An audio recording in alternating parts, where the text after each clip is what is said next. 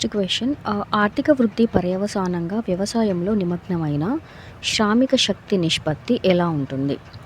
Answer చూసుకుంటే తగ్గుతుంది. So దీనికి సొల్యూషన్ వచ్చి భారతదేశంలో 2019లో 42.6% మంది శ్రామిక శక్తికి వ్యవసాయం ఉపాధి కల్పించింది. మిగిలిన 50% పరిశ్రమ మరియు సేవలు మరియు ఇతర రంగాల మధ్య చాలా సమానంగా విభజించబడింది. భారతదేశంలో పనిచేసే భారతీయుల శాతం తగ్గిపోతున్నప్పటికీ వ్యవసాయం భారతదేశంలో అతిపెద్ద ఉపాధి రంగంగా కొనసాగుతుంది. ఆర్థిక వృద్ధి పర్యవసానంగా వ్యవసాయంలో నిమగ్నమైన శ్రామిక శక్తి నిష్పత్తి తగ్గుతుంది. దీనికి అడిషనల్ ఇన్ఫర్మేషన్ చూసుకుంటే వర్ష ప్రణాళిక యొక్క ప్రధాన లక్ష్యాలలో ఒకటి వ్యవసాయ కూలీలు మరియు అట్టడుగు వర్గాలకు సహాయం చేయడం. గ్రామీణ సమాజంలోని అన్ని వర్గాల వారికి ఉపాధికి మరియు మెరుగైన జీవన పరిస్థితులకు మరిన్ని అవకాశాలను అందించడం ద్వారా ఇది సమాజంలోని మిగిలిన వారికి చేరువైంది. వ్యవసాయ కార్మికులు, రైతులు మరియు వ్యవసాయ కూలీల సంఖ్య పెరుగుదల భారతదేశ గ్రామీణ ఆర్థిక వ్యవస్థ యొక్క అత్యంత విలక్షణమైన లక్షణాలలో ఒకటి. వ్యవసాయ కూలీల దైనందిన జీవితాలు మరియు జీవన విధానంలో తక్కువ ఉపాధి, అభివృద్ధి చెందకపోవడం మరియు మిగులు జనాభా అన్నీ ఏకకాలంలో కనిపిస్తాయి. భారతదేశ గ్రామీణ నిర్మాణంలో వ్యవసాయ కూలీలు ఎక్కువగా విస్మరించబడుతున్న సమూహం. చాలని జీవనోపాధితో పాటు అక్కడక్కడ ఉద్యోగాలు చేసుకుంటూ జీవనం సాగిస్తున్నారు. నెక్స్ట్ క్వెషన్, కింది వాటిలో ఏది మానవ అభివృద్ధి సూచిక యొక్క కొలమానం కాదు? ఏది మానవ అభివృద్ధి సూచిక యొక్క కొలమానం కాదు అంటే ఆన్సర్ వచ్చి లింగ నిష్పత్తి. లింగ నిష్పత్తికి సొల్యూషన్ చూసుకుంటే మానవ అభివృద్ధి సూచిక HDI అనేది ఒక దేశం యొక్క సాంఘిక మరియు ఆర్థిక కోణాలలో మొత్తం విజయాన్ని కొలవడానికి ఉపయోగించే ఒక గణాంక సాధనం. ఒక దేశం యొక్క సామాజిక మరియు ఆర్థిక కొలతలు ప్రజల ఆరోగ్యం, వారి విద్యాస్థాయి మరియు వారి జీవన ప్రమాణాలపై ఆధారపడి ఉంటాయి. ప్రతి సంవత్సరం UNDP వారి వార్షిక నివేదికలో విడుదల చేసిన HDI నివేదిక ఆధారంగా దేశాలకు ర్యాంక్ ఇస్తుంది. ఆర్థిక అభివృద్ధికి బాధ్యత వహించే అన్ని ప్రధాన సామాజిక మరియు ఆర్థిక సూచికలను మిళితం చేసినందున దేశం యొక్క అభివృద్ధి స్థాయిని ట్రాక్ చేయడానికి HDI ఉత్తమ సాధనాల్లో ఒకటి. ఇది పాకిస్తానీ ఆర్థికవేత్త మెహబూబ్ ఉల్ హక్చే అభివృద్ధి చేయబడింది మరియు ఐక్యరాజ్యసమితి అభివృద్ధి కార్యక్రమం UNDP యొక్క మానవ అభివృద్ధి నివేదిక కార్యాలయం ద్వారా దేశం యొక్క అభివృద్ధిని కొలవడానికి మరింత ఉపయోగపడింది. మానవ అభివృద్ధి సూచిక HDI అనేది ఆయుర్దాయం, విద్య, అక్షరాస్యత రేటు, వివిధ స్థాయిలలో స్థూల నమోదు నిష్పత్తి మరియు నికర హాజరు నిష్పత్తి మరియు తలసరి ఆదాయ సూచికల యొక్క గణాంక మిశ్రమ సూచిక. ఇది దేశాలను 4 అంచెలుగా ర్యాంకు చేయడానికి ఉపయోగించబడుతుంది. మానవ అభివృద్ధి జీవితకాలం ఎక్కువగా ఉన్నప్పుడు, విద్యాస్థాయి ఎక్కువగా ఉన్నప్పుడు మరియు స్థూల జాతీయ ఆదాయం GNI, PPP తలసరి ఎక్కువగా ఉన్నప్పుడు ఒకే దేశం అధిక HDIని స్కోర్ చేస్తుంది. లింగ నిష్పత్తి మానవ అభివృద్ధి సూచిక యొక్క కొలమానం కాదు. నెక్స్ట్ క్వెషన్, కింద ఇవ్వబడిన ప్రశ్నలో వాదన A మరియు కారణం R అని లేబుల్ చేయబడిన 2 ప్రకటనలు ఉన్నాయి. అందులో వాదన A కారణం Rను తీసుకుంటే వాదన A, భారతదేశంలో ప్రతి వరుస జనాభా గణనతో జనాభా పెరుగుదల ఫలితంగా మురికివాడల జనాభా ఎక్కువగా పెరుగుతుంది. ఇది వాదన A. కారణం R చూసుకుంటే భారతదేశం యొక్క ప్రాంతం మరియు జనాభా రెండూ నిరంతరం పెరుగుతూనే ఉన్నాయి. ఈ రెండింటిలో ఏది సరైన వాదన? ఇందులో ఆన్సర్ వచ్చేసి ఏ నిజం కానీ R తప్పు. దీని యొక్క సొల్యూషన్ చూసుకుంటే కీ పాయింట్స్, భారతదేశంలో జనాభా విస్తరణ ప్రతి కొత్త జనాభా గణనతో మురికివాడల నివాసుల సంఖ్య పెరుగుతుంది. కాలక్రమేణా పట్టణీకరణ, వలసలు, పేదరికం మరియు ఇతర కారణాలతో పాటు చౌక గృహాల కొరత ఫలితంగా ఎక్కువ మంది ప్రజలు మురికివాడలకు తరలిపోతున్నారనే వాస్తవం ఈ వాదనకు మద్దతు ఇస్తుంది. మురికివాడల నివాసుల పెరుగుదల వెనుక ఉన్న అంశాలలో ఒకటి జనాభా పెరుగుదల అయితే, పట్టణ ప్రణాళిక లేకపోవడం, పేలవమైన మౌలిక సదుపాయాలు మరియు అసమర్థమైన గృహ నిబంధనల వంటి ఇతర సమస్యలు కూడా ఉన్నాయి. అందువల్ల భారతదేశంలో ప్రతి వరుస గణనతో జనాభా పెరుగుదల మురికివాడల జనాభాలో ఎక్కువ పెరుగుదలకు దారితీస్తుంది. వాదన నిజం. కానీ భారతదేశం యొక్క ప్రాంతం మరియు జనాభా రెండూ నిరంతరం పెరుగుతూనే ఉన్నాయి. వాదన తప్పు. Next question.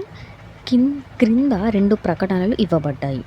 ఒకటి వాదన ఏగా లేబుల్ చేయబడుతుంది మరియు మరొకటి కారణం గా లేబుల్ చేయబడుతుంది.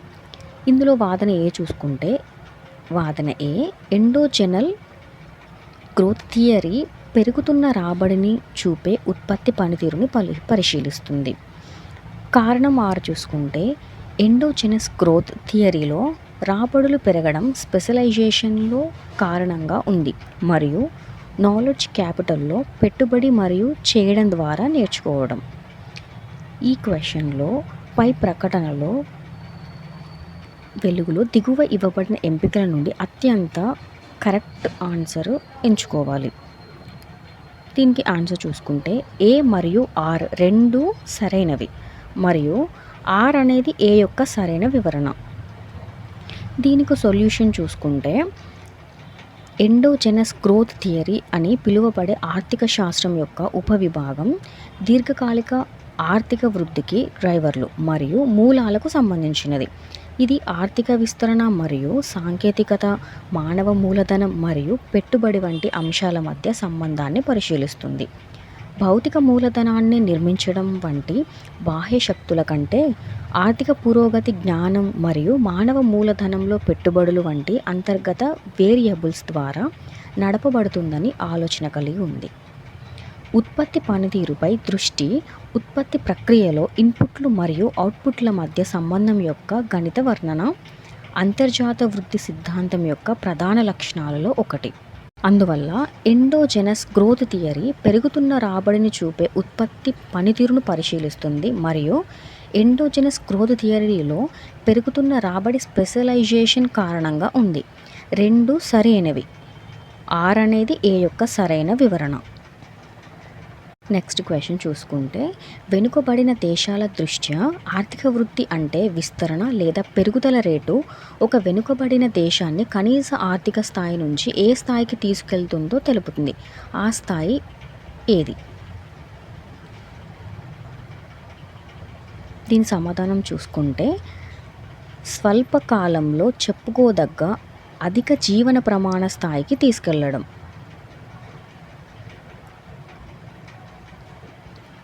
సరైన ఆన్సర్ స్వల్పకాలంలో చెప్పుకోదగ్గ అధిక జీవన ప్రమాణ స్థాయికి తీసుకెళ్ళడం. వీటి యొక్క కీలక అంశాలు సొల్యూషన్ చూసుకుంటే, మునుపటి కాలంతో పోలిస్తే ఒక నిర్దిష్ట కాలంలో ఒక దేశంలో ఉత్పత్తి చేయబడిన అన్ని వస్తువులు మరియు సేవల విలువలో మార్పు శాతాన్ని ఆర్థిక వృద్ధి రేటు అంటారు. ఆర్థిక వృద్ధి రేటు కాలక్రమేణా ఆర్థిక వ్యవస్థ యొక్క తులనాత్మక ఆరోగ్యాన్ని కొలవడానికి ఉపయోగించబడుతుంది. సంఖ్యలు సాధారణంగా 3 నెలలకు మరియు వార్షికంగా సంకలనం చేయబడతాయి మరియు నివేదించబడతాయి మరియు ఎక్కువ కాలం ఉండవు. ఆర్థిక వృద్ధి రేటు పెరుగుదల సాధారణంగా సానుకూలంగా పరిగణించబడుతుంది. ఇక్కడ అభివృద్ధి చెందని దేశం జీవనోపాధి నుండి గణనీయంగా ఉత్పత్తి స్థాయికి వెళుతుంది. కాబట్టి ఎంపిక 2 సరైనది. అంటే స్వల్పకాలంలో చెప్పుకోదగ్గ అధిక జీవన ప్రమాణ స్థాయికి తీసుకువెళ్ళడం. Next question. కింది వాటిలో ఏది జీడిపి పెరుగుదల మరియు నిరుద్యోగంలో మార్పులకు సంబంధించిన అనుభావిక సాధారణీకరణలను సూచిస్తుంది? అంటే ఓకున్ చట్టం. దీని యొక్క కీ పాయింట్స్, జీడిపి నిరుద్యోగం ఏంటో చూసుకుందాం. Key points. జీడిపి ఒక నిర్దిష్ట కాల వ్యవధిలో దేశం యొక్క సరిహద్దుల్లో ఉత్పత్తి చేయబడిన అన్ని పూర్తయిన వస్తువులు మరియు సేవల యొక్క మొత్తం ద్రవ్య లేదా మార్కెట్ విలువను స్థూల దేశీయ ఉత్పత్తి జీడిపి అంటారు. నిరుద్యోగం అంటే ఎవరైనా చురుకుగా పని కోసం వెతుకుతున్నప్పుడు మరియు ఉపాధి కల్పించదగినదిగా పరిగణించబడినప్పుడు వారు నిరుద్యోగులుగా చెప్పబడతారు. వర్క్ ఫోర్స్లో ఉద్యోగం చేస్తున్నప్పటికీ తగిన ఉద్యోగాలు లేని వ్యక్తులు ఈ సమూహంలో చేర్చబడ్డారు. ఇందులోని ఇంపార్టెంట్ పాయింట్స్ చూసుకుంటే ఓకున్ చట్టం గురించి తెలుసుకుందాం.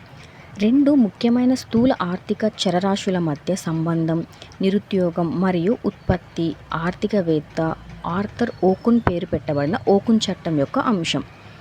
ఒక దేశంలో నిరుద్యోగం మరియు ఉత్పాదక నష్టాల మధ్య కారణ సంబంధం ఉందని ఓకున్ చట్టం పేర్కొంది. ప్రకటన ప్రకారం ఆర్థిక వ్యవస్థలో నిరుద్యోగం ప్రతి 1% తగ్గుదలకు జీడిపి 2% పెరుగుతుంది మరియు స్థూల జాతీయ ఉత్పత్తి GNP 3% పెరుగుతుంది. నిరుద్యోగం మరియు జీడిపి మరియు GNP మధ్య సంబంధం విలోమంగా ఉందని ఇది సూచిస్తుంది. ఇంకా అడిషనల్ ఇన్ఫర్మేషన్ చూసుకుంటే ఫిలిప్స్ వక్రరేఖ నిరుద్యోగం మరియు ద్రవ్యోల్బణం స్వల్పకాలంలో విలోమ సంబంధాన్ని కలిగి ఉన్నాయని చూపిస్తుంది, కానీ దీర్ఘకాలంలో కాదు. నిరుద్యోగం దాని సహజ రేటులో ఉన్నప్పుడు దీర్ఘకాల ఫిలిప్స్ వక్రరేఖ నిలువుగా ఉంటుంది. నిరుద్యోగం యొక్క సహజ రేటు మారితే దీర్ఘకాల ఫిలిప్స్ వక్రత కూడా మారుతుంది. పేదరిక సూచన అంటే దుర్భర సూచిక అనేది వారి ఉద్యోగాలను కోల్పోయే అవకాశం మరియు పెరుగుతున్న జీవన వ్యయాల ఫలితంగా సగటు ప్రజలు అనుభవించే ఆర్థిక వేదనను కొలవడం. ఒక దేశం యొక్క నిరుద్యోగం మరియు ద్రవ్యోల్బణం దృక్పథం మొత్తం దుస్థితి సూచిక ఒకే గణాంక ప్రమాణం. ఆర్థర్ ఓకున్ కష్టాల సూచికను సృష్టించాడు. నెక్స్ట్ పారెటో పంపిణీ అంటే చూసుకుందాం. విల్ఫ్రెడో పారెటో ఇటాలియన్ ఆర్థికవేత్త మరియు సామాజిక శాస్త్రవేత్త. పారెటో పంపిణీ పేరు 80 నుండి 20 నియమం మరియు పారెటో సూత్రం దీనికి మరో 2 పేర్లు. సమాజంలో భౌగోళిక శాస్త్రీయ మరియు సామాజిక సంఘటనలను వివరించడానికి పారెటో డిస్ట్రిబ్యూషన్ ఉపయోగపడుతుంది. అతని స్వస్థలమైన ఇటలీలో సంపద పంపిణీలోని అసమానతలను పారెటో గణిత సూత్రంలో సంగ్రహించాడు. నెక్స్ట్ క్వశ్చన్, సుస్థిరత యొక్క ప్రాథమిక లక్ష్యాలు ఏమిటి? సుస్థిర యొక్క ప్రాథమిక లక్ష్యాలు ఆప్షన్స్ చూసుకుంటే ఏ పేదరికం ఆకలి అంతం, బి మెరుగైన విద్య మరియు ఆరోగ్య సంరక్షణ ప్రమాణాలు, సి లింగ సమానత్వం సాధించడం, డి సుస్థిర అభివృద్ధి ఆర్థిక అభివృద్ధి, ఈ ఇంటర్ మరియు ఇంట్రా జనరేషన్ ఈక్విటీ రెండింటిని సాధించడం. ఈ దిగువ ఇవ్వబడిన ఆప్షన్ల నుంచి అత్యంత కరెక్ట్ సమాధానాన్ని ఎంచుకోవాలి. అంటే సుస్థిరత యొక్క ప్రాథమిక లక్ష్యాలు చూసుకుంటే ఏ, బి, సి, డి మరియు ఈ అన్నీ కూడా సరి అయిన సమాధానాలు. వీటి యొక్క సొల్యూషన్ చూసుకుంటే కీ పాయింట్స్. ఇవి సుస్థిరత యొక్క ప్రాథమిక లక్ష్యాలలో కొన్ని సామాజిక ఆర్థిక పర్యావరణ సమస్యలను పరిష్కరించడం ద్వారా ప్రస్తుత భవిష్యత్ తరాలకు మెరుగైన సమానమైన ప్రపంచాన్ని సృష్టించడమే ఈ లక్ష్యాలు. పేదరికాన్ని తగ్గించడం, లింగ సమానత్వాన్ని ప్రోత్సహించడం, నాణ్యమైన విద్య మరియు ఆరోగ్య సంరక్షణకు ప్రాప్యతను అందించడం మరియు అందరికీ సుస్థిర భవిష్యత్తును నిర్ధారించడంపై సుస్థిరత దృష్టి పెడుతుంది. ఇందులో ఏ పేదరికం ఆకలి అంతం, బి మెరుగైన విద్య మరియు ఆరోగ్య సంరక్షణ ప్రమాణాలు, సి లింగ సమానత్వం సాధించడం, డి సుస్థిర ఆర్థిక వృద్ధి, ఈ ఇంటర్ మరియు ఇంట్రా జనరల్ ఈక్విటీ రెండింటిని సాధించడం. అందువల్ల ఏ, బి, సి, డి మరియు ఈ అన్నీ కూడా సరి అయినవి. నెక్స్ట్ క్వశ్చన్, సమ్మిళిత వృద్ధి లక్ష్య సాధనకు ఏ ప్రణాళికలో ప్రాధాన్యత ఇచ్చారు? సమ్మిళిత వృద్ధి లక్ష్య సాధనలో ఏ ప్రణాళికలో ప్రాధాన్యత ఇచ్చారు అంటే పదవ ప్రణాళికలో ప్రాధాన్యత ఇచ్చారు. వీటి యొక్క సొల్యూషన్ చూసుకుంటే కీ పాయింట్స్. సమ్మిళిత వృద్ధి లక్ష్యం 10వ ప్రణాళికలో నొక్కి చెప్పబడింది. ఈ ప్రణాళిక యొక్క లక్షణాలు సమ్మిళిత వృద్ధిని మరియు సమానమైన అభివృద్ధిని ప్రోత్సహించడం. ఇది సంవత్సరానికి 8% జీడిపి వృద్ధికి ఉద్దేశింపబడింది. పేదరికాన్ని సగానికి తగ్గించడం మరియు 80 మిలియన్ల మందికి ఉపాధి కల్పించడం దీని లక్ష్యం. ఇంకా ఇది ప్రాంతీయ అసమానతలను తగ్గించడం లక్ష్యంగా పెట్టుకుంది. ఇది 2007 నాటికి విద్య మరియు వేతన రేట్లలో లింగ అంతరాలను తగ్గించాలని కూడా నొక్కి చెప్పింది. లక్ష్యం వృద్ధి రేటు 8.1% అయితే వాస్తవ వృద్ధి 7.6%. దీనికి ఇంకా అడిషనల్ ఇన్ఫర్మేషన్ చూసుకుంటే 8వ ప్రణాళిక పరిశ్రమల ఆధునీకరణను ప్రోత్సహించింది. భారతదేశం జనవరి 1, 1995న ప్రపంచ వాణిజ్య సంస్థలో సభ్యత్వం పొందింది. జనాభా పెరుగుదలను నియంత్రించడం, పేదరికాన్ని తగ్గించడం, ఉపాధిని సృష్టించడం, మౌలిక సదుపాయాల అభివృద్ధిని బలోపేతం చేయడం, పర్యాటకాన్ని నిర్వహించడం, మానవ వనరుల అభివృద్ధిపై దృష్టి పెట్టడం మొదలైన లక్ష్యాలు. వికేంద్రీకరణ ద్వారా పంచాయతీలు మరియు నగరపాలికలను భాగస్వామ్యం చేయడంపై కూడా ఇది దృష్టి సారించింది. లక్ష్య వృద్ధి రేటు 5.6% అయితే వాస్తవ వృద్ధి రేటు 6.8%.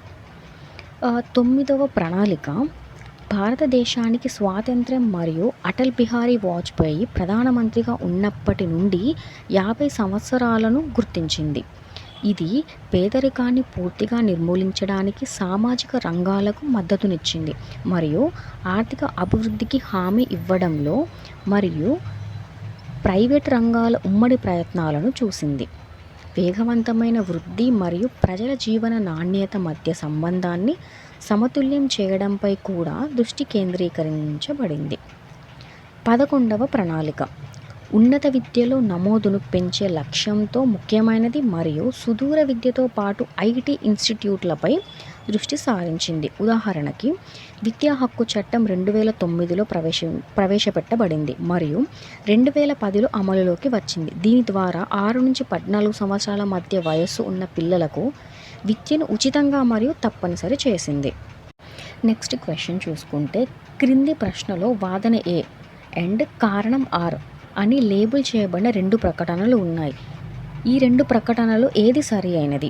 వాదన ఏ చూసుకుంటే ఆర్థిక వృద్ధి మరియు అభివృద్ధిని ప్రోత్సహించే అన్ని ఖర్చులను ప్రభుత్వ అభివృద్ధి వ్యయంగా పేర్కొంటారు. ఇది వాదన ఏ. కారణం ఆర్ అనేది మౌలిక సదుపాయాల అభివృద్ధి, పబ్లిక్ ఎంటర్ప్రైజెస్ లేదా వ్యవసాయం అభివృద్ధికి చేసే ఖర్చు ఆర్థిక వ్యవస్థలో ఉత్పాదక సామర్థ్యాన్ని పెంచుతుంది మరియు ప్రభుత్వానికి ఆదాయాన్ని తెస్తుంది. ఇది కారణం ఆర్. ఈ రెండింటిలో ఏది సరైన సమాధానం? సరైన ఆన్సర్ వచ్చి ఏ మరియు ఆర్ రెండు నిజం మరియు ఆర్ అనేది ఏ యొక్క సరైన వివరణ. కీ పాయింట్స్ సొల్యూషన్ చూసుకుంటే ఆర్థిక అభివృద్ధికి తోడ్పడేందుకు ఉద్దేశించిన ప్రభుత్వ వ్యయాన్ని అభివృద్ధి వ్యయంగా సూచిస్తారు. ఇది ఇతర విషయాలతో పాటు సాంఘిక సంక్షేమ కార్యక్రమాలు, పబ్లిక్ ఎంటర్ప్రైజెస్, వ్యవసాయం మరియు మౌలిక సదుపాయాల అభివృద్ధిపై ఖర్చు చేస్తుంది. మౌలిక సదుపాయాలు, ప్రభుత్వ వ్యాపారాలు మరియు వ్యవసాయంలో పెట్టుబడి అనేది అభివృద్ధి వ్యయం యొక్క రూపంగా పరిగణించబడుతుంది, ఎందుకంటే ఇది ఉత్పత్తి కోసం ఆర్థిక వ్యవస్థ యొక్క సామర్థ్యాన్ని పెంచుతుంది మరియు ప్రభుత్వానికి ఆదాయాన్ని అందిస్తుంది.